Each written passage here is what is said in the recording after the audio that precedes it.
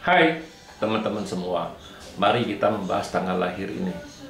Ini adalah tanggal lahir seorang wanita ya. Wanita ini dilahirin di tahunnya Uchen, tanah yang naga. Di bulannya Imau, kayu yin kelinci. Di harinya Sinwei, logam yin kambing. Di jamnya ada usi tanah yang anjing. Di pilar 10 tahun sekarang ada Sinhai, logam yin babi.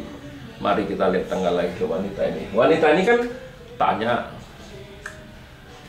kapan saya bisa kaya raya? Nah, ini yang sering orang tanyakan kalau orang baca Pak Tzu tuh. Kapan sebenarnya saya bisa kaya raya?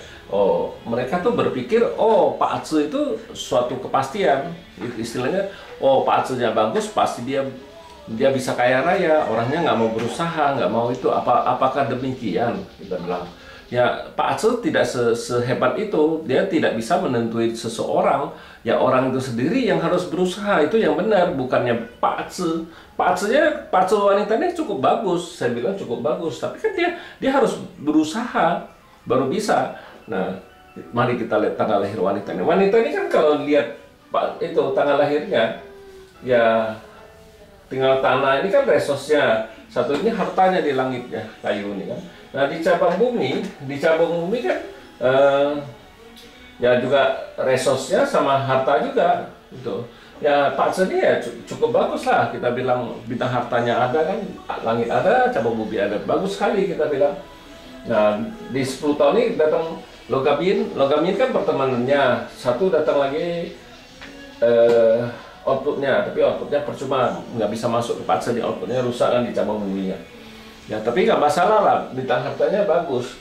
Nah orang bintang harta bagus bukan berarti dia pasti bisa kaya raya kalau dia nggak bekerja apa jalan ini menurut petunjuk dari Pak Tzu ini kan gitu. Seperti ini kan bintang harta bagus, tapi kalau dia nggak mau bergerak di bidang perdagangan, ya gimana bisa kaya raya? Kita bilang Pak Tzu ini kalau dia ngotot kerja sama orang Pak Tzu ini kan nggak mungkin bisa kaya raya kan.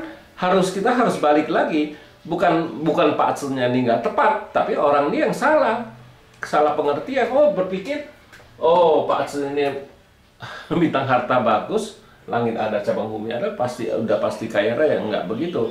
Kalau kita di Pak Tzu 5 unsur, kita nggak bisa baca kayak gitu. Kita harus tahu Pak Tzu ini kan cuma 30% kita bilang. Ya orang itu sendiri 30%. Nah baru feng shui-nya 60%, yang lain-lainnya 10% lah kita bilang.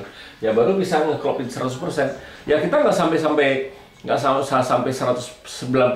ada 60%-nya sudah cukup sekali. Saya bilang sudah cukup kaya raya kalau dia ikutin jalannya Pak Tzu kan kita bilang. Ya Pak Tzu ini hartanya bagus, ya jangan kerja sama orang. Ya baru bisa kaya raya. Kalau enggak, dari mana kalau lu nggak berusaha dagang bisa kaya raya, bergerak di bidang perdagangan apa gimana? Ya baru bisa. Ya minimal kalau lu mau kayak itu juga dari bagian penjualan juga cukup bagus Pak Tzu ini. Bintang hartanya ada kan. Nah bukan berarti Pak Tzu-nya nggak tepat. Ya orang itu selalu bermimpi, saya bilang. Bermimpi, Pak Tzu saya bagus, saya tinggal tunggu.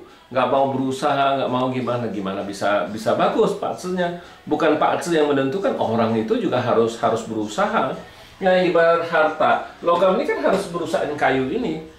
Istilah rusakin kayu ini baru dia bisa dapat harta. Jadi kalau orang kita kan harus berusaha, istilahnya berkorban.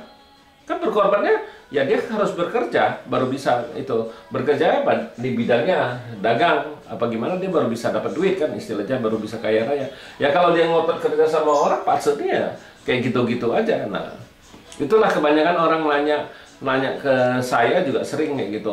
Pak Tzu saya bisa kaya raya nggak? Ya bukan Pak Tzu yang nentuin lu kaya raya, diri lu sendiri yang nentuin kaya raya. Bukan Pak Tzu nggak bisa nentuin kalau lu nggak mau ngelakuin. Apakah mungkin bisa kaya raya? Kan enggak. Ya demikianlah saya bahas tanggal lahir wanita ini. Terima kasih. Sampai jumpa lagi di video saya yang selanjutnya.